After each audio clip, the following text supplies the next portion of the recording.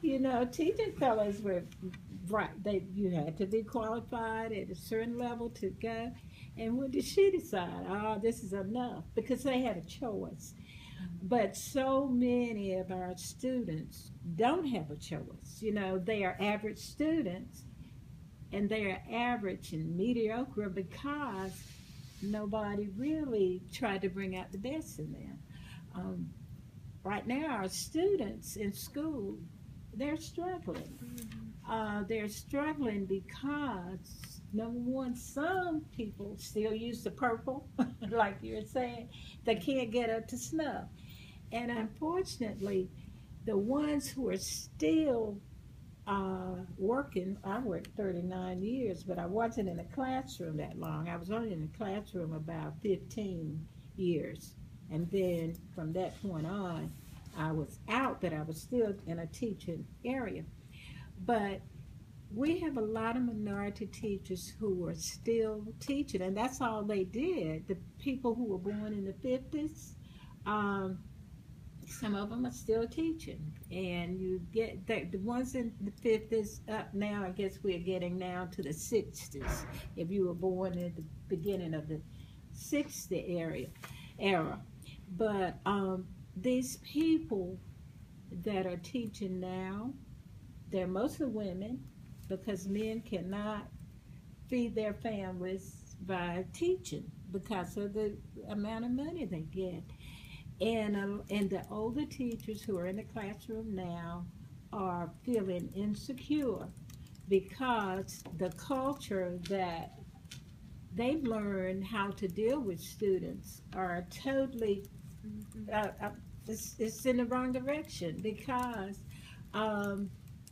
if they were not like teachers as leaders. Now we have some. For instance, Janae's father, well, he's able to retire, and he keeps telling us, you know, we're all fans, but he keeps telling us that he's going to retire, but we don't think so because he loves what he's doing, and he's an outstanding teacher, and he doesn't have the struggle. Now, I wouldn't say he didn't have struggles because he's like me.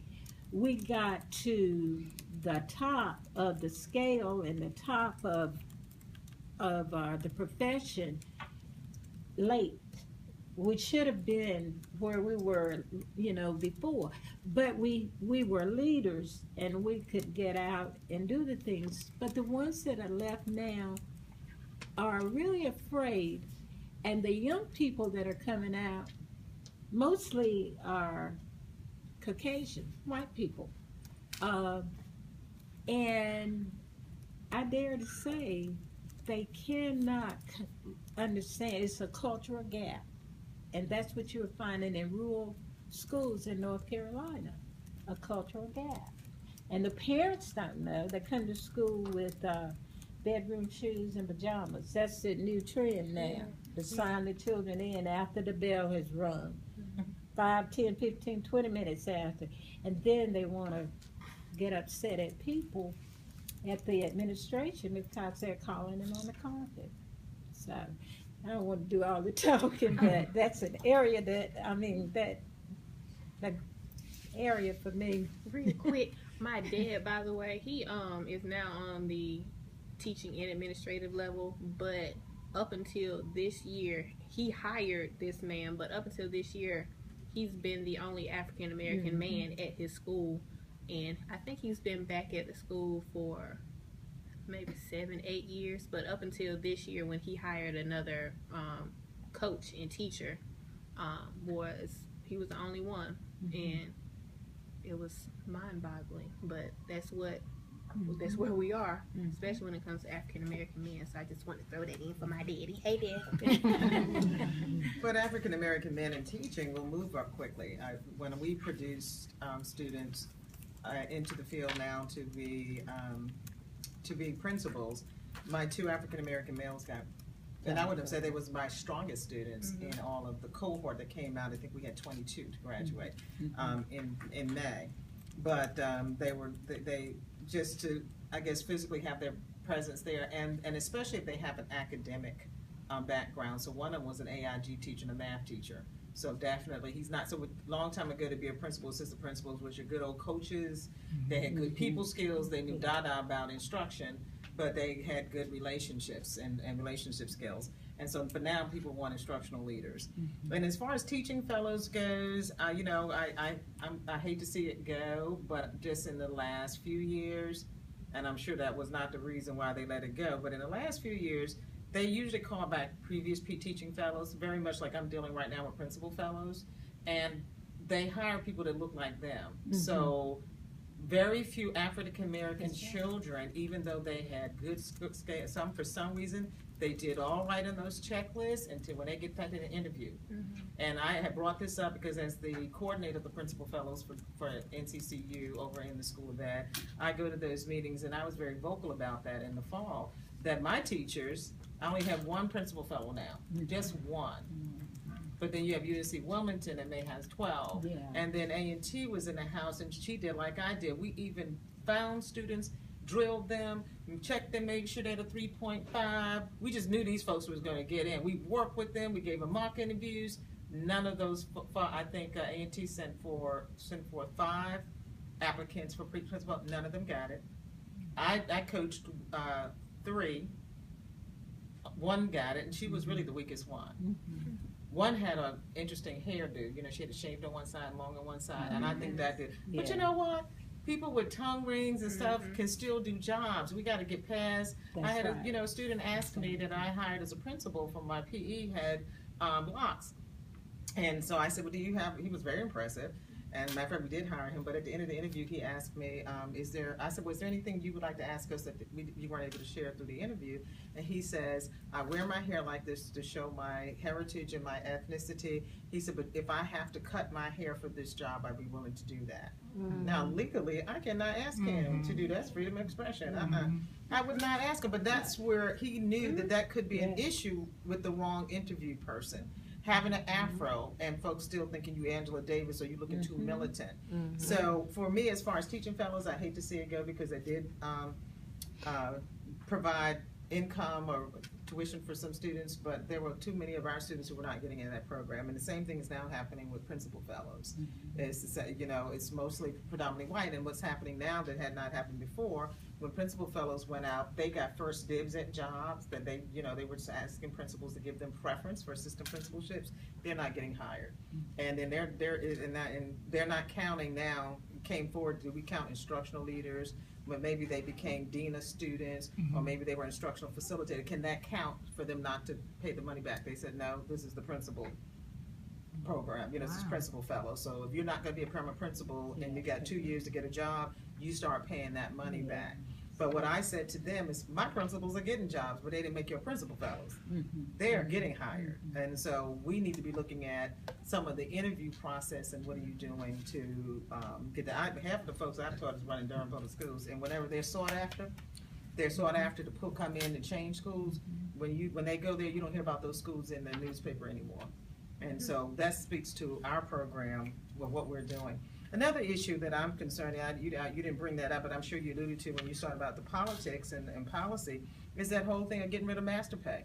That has ruined master's degree programs and MAT programs and MED programs because teachers are not going to get paid. Why should they go and pay that money? And then I have teachers who come into our program as full-time students because as full-time master's and school administration students, if you go full-time carrying at least 3 courses, 9 hours a semester, you're eligible in your internship to take a leave of absence from your job and get a stipend, which is at about $38,600. For some people, that was the only way they could get a raise, was to become an intern, put the money up front and pay for their tuition, and then become an intern to make that money. And then I said, you do better leaving the state. I would do that in NCCU. I would do better leaving NCCU if I haven't gotten a raise in 7 years, and come back and negotiate my raise with my years of experience. You almost have to leave. One of our professors left and went to A&T, and she went there to be the coordinator, which she was here. So it's kind of like a lateral move, but saw a $20,000 raise because she could then go in and negotiate at a current salary. But if you stay in the same place, As a teacher, your salary does not change for 7 years. We're there. And then, when that happened, you boldly get Texas, boldly put in our newspaper on TV that they're coming to recruit out of our backyard. And our teachers are going over, they're staying in in North Carolina. They're going over the borders in Virginia. And they're living in Charlotte and going to South, Rock Hill, South Carolina, and teaching and making more money than here. And so that's just a snowball effect that we have to deal with. So now, if you have a post, you can be in the classroom. Pretty much. Because what do you prefer to have long-term subs? That's right. That's what's happening. Then you wonder why test scores are decreasing. So it's an issue. So that's the problem now. I was just, as you were talking, I was just like, oh my gosh, she's telling me about my life. And that was my personal experience in the classroom. I feel as though I do agree with the fundamental values of what kind of Teach for America like evokes when they say they believe that all children are entitled to a quality education. However, my experience was when I was teaching, this is one of the main reasons why I personally left, is because I went to work every day with such vigor and conviction. I not only had my principal breathing down my neck, I had the TFA people breathing down my neck, I had me being, a kid who went to school in Chapel Hill, and my biggest worry the week before was whether I was going to eat Panera or Chipotle for dinner. Now I'm in this classroom with 180 kids, some of whom don't know where they're going to sleep or eat. And I have to go home and deal with that on a daily basis and have that stress. But then on top of that, I'm dealing with other people in the building who don't bother coming to work. I have several people who are no call, no show. I'm a first year lateral entry teacher. I should not be your department chair. I should not teach. I should not have 3 preps every day. I should not teach 6th, 7th, and 8th grade. I should not be your team lead. I should not be mentoring somebody else at the end of the day. And I just think that,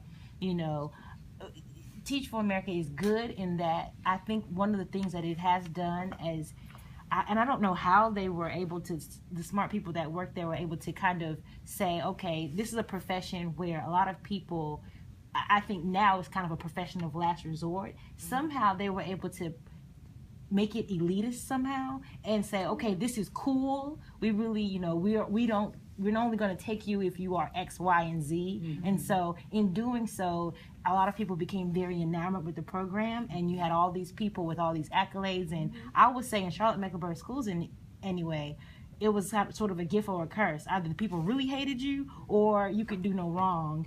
And because of that tension, people who were TFA, there were people who were TFA for 2 years, went to Harvard, got a master's, came back, had a school. And that was just the pipeline. And I mean, what do you really know having taught 2 years to be someone's principal? If it was not for the deference that I had in my building and having people who I could go home and call my aunt and say, I don't get a planning period. That's illegal, isn't it? And my aunt sending me stuff being like, you don't say, you go to your principal and you say this, you say that. Every single day, having something gross. Or they're signing people's PEPs and manifestation meeting and the parent's not there. Isn't that illegal? What should I do? Should I tell somebody? Should I tell the parent? I don't know what to do. And that's the reason why I'm in the building that I'm in now. That's why I'm in law school, because that's what I witness on a daily basis. And so when I talk to my peers and my colleagues, I feel as though as the young people, we might be cognizant of it. We might even experience ourselves, but we kind of just say, well, yeah, that's what it is, what it is. And there's a nonchalant attitude, or it's a total shock. Like, I can't believe they're doing that in public schools. Oh my God. I'm like, how could you not? Sorry. But, and it's either one of those two conversations. And I feel as though as a graduate student, my job is to say, this was my experience. What can I do to inform you so that when you go to vote tomorrow or next week or whenever, you're keeping in mind that when you vote for this candidate, these are the policies that they're going to put in place, and this is how it's going to not only impact you, but it's how it's going to impact your children and all children. Because in my opinion, I don't think that the standard course of study or the curriculum that was set in front of me anyway was truly meant to educate a child in the whole sense. I didn't have time. That was not their intent. That was not their objective. They wanted them to know enough to follow directions so they could follow someone else's directions. Pass the test. And pass the That's test it. at the end of the day. To socialize them. Yeah. Schools was about